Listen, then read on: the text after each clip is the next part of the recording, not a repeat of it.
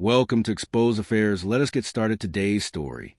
I never expected to find the truth in a guest book. It was a sunny Saturday afternoon, the kind meant for lighthearted conversations and clinking wine glasses. Rachel had invited me to her cousin's engagement party, her way of blending our lives more formally after a year of dating. I agreed, thinking it was a step forward. We arrived fashionably late.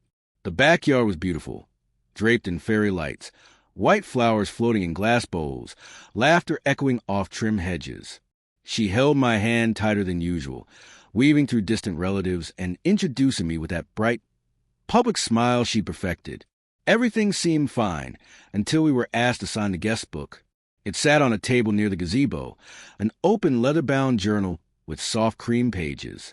Rachel stepped away for a photo, leaving me with a glass in one hand and the pen in the other. I smiled, wrote our names like any good boyfriend would, and then I flipped a few pages back, just out of curiosity. And there it was, Tyler Evans.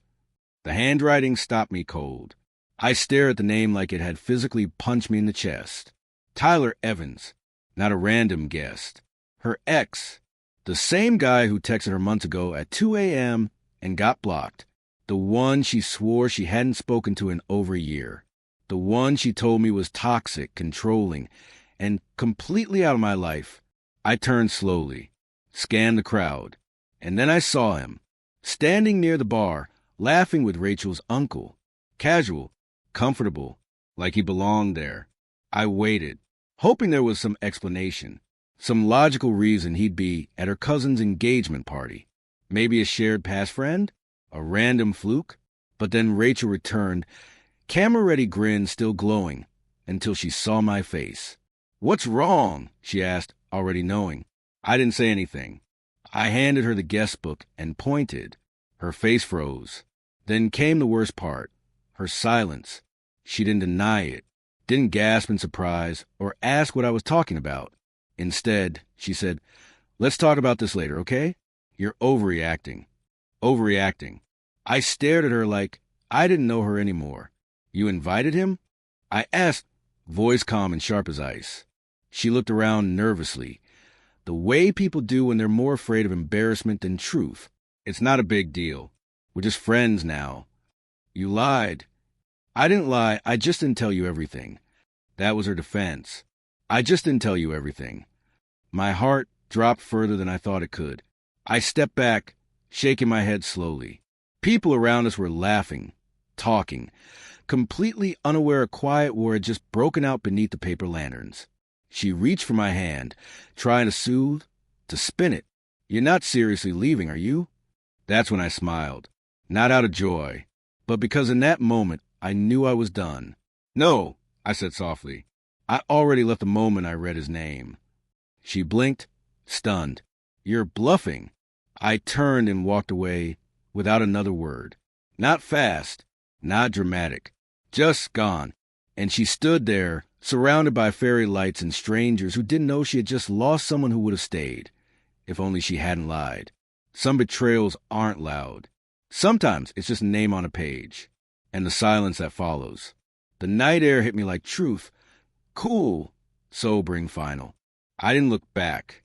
Not once. Not when I reached the gate. Not when I heard her voice calling behind me, edged with panic. Not even when my phone buzzed with a dozen texts in the span of a minute. I just walked.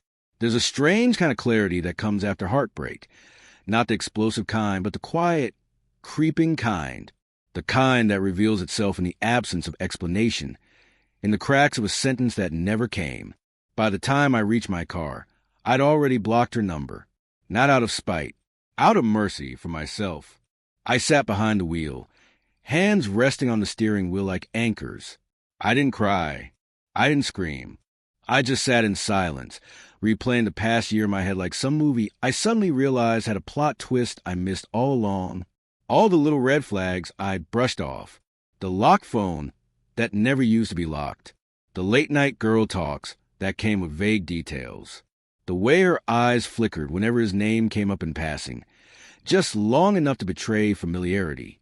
I ignored them because I loved her, but love doesn't excuse dishonesty. And now, love wasn't enough to make me stay. 2 days later, a knock at my apartment door. Persistent, rhythmic, like someone trying to prove something through wood. I already knew who it was before I opened it. Rachel stood there, no makeup, no mask, no party smile. Just her, raw, tired, and still beautiful in a way that hurt now instead of healed. "I didn't sleep," she said. I didn't respond. She stepped inside without asking. Familiar, like the way she used to curl into my side on the couch. She looked around like she missed the place already. "I didn't tell you because I knew how you'd react." "No," I said finally. "You didn't tell me because you were hiding it." She flinched, not from the volume. I wasn't yelling, but from the truth she couldn't reshape.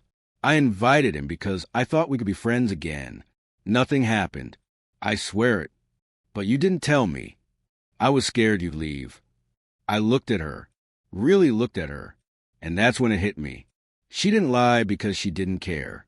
She lied because she cared, but not enough. Not enough to protect what we had. Not enough to be honest and risk discomfort for trust. That's the thing about betrayal. It's not always sleeping with someone else. Sometimes it's just choosing your past over your partner and hoping they won't notice. I took a deep breath. "I'm not angry," I said. "I'm just done." Tears welled in her eyes, but I didn't move. "Please," she whispered, but I'd already walked away once. And I wasn't bluffing then, and I wasn't bluffing now. Weeks later, I saw a photo of her online, laughing again, with friends, maybe even with him. I didn't feel hate, just a quiet, bittersweet acceptance. Some people break your heart softly, with secrets instead of knives, with omissions instead of confessions. But that doesn't make the damage any less real. I read his name. I felt my heart drop, and I walked out. She thought I was bluffing, but I was finally telling the truth. 3 months later. Healing doesn't come with a ceremony. There's no switch you flip one morning and suddenly feel nothing. It came quietly for me, through new habits. I started waking up earlier, made coffee the way I liked it, not the way she used to, read books I'd left unopened for years, called friends I'd slowly lost touch with while making her my whole world. Most days, I didn't think about her, but some nights, I did, not out of longing, but reflection, because no matter how clean the cut, your mind still traces a scar. One afternoon, I ran into her cousin, the same one whose engagement party blew everything open. We crossed paths at a bookstore of all places. She recognized me first, smiled awkwardly. "No."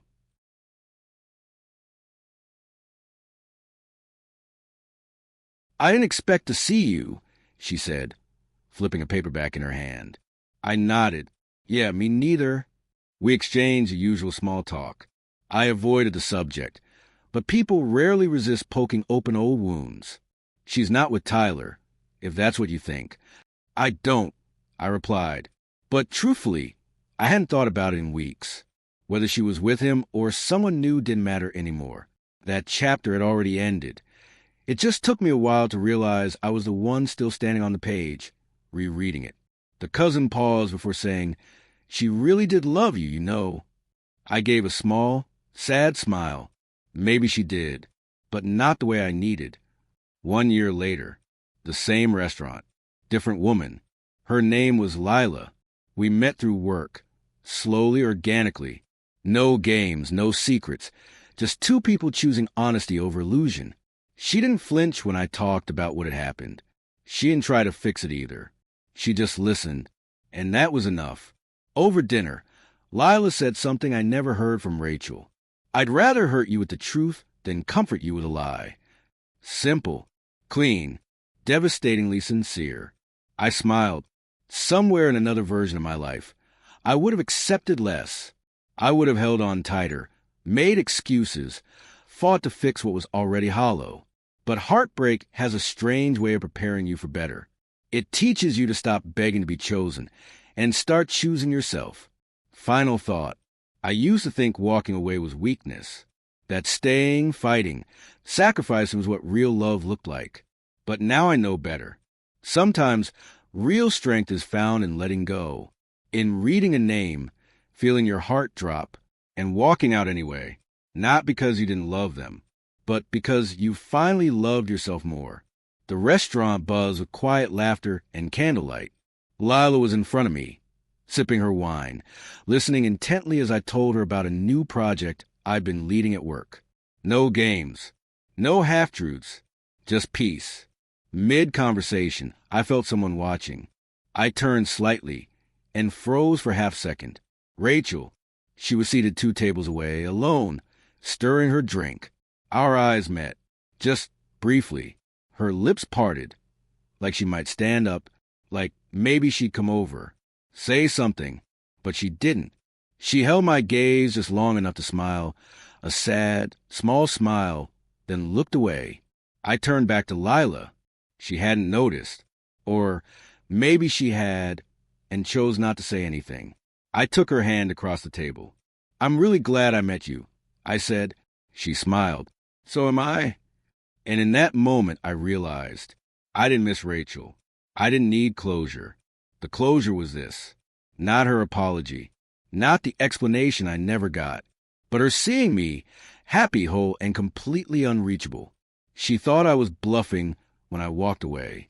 But there I was, still walking. And this time, I wasn't looking back. Not even once. Because some endings don't need doors slammed or words shouted. Just silence, and someone realizing too late what they lost.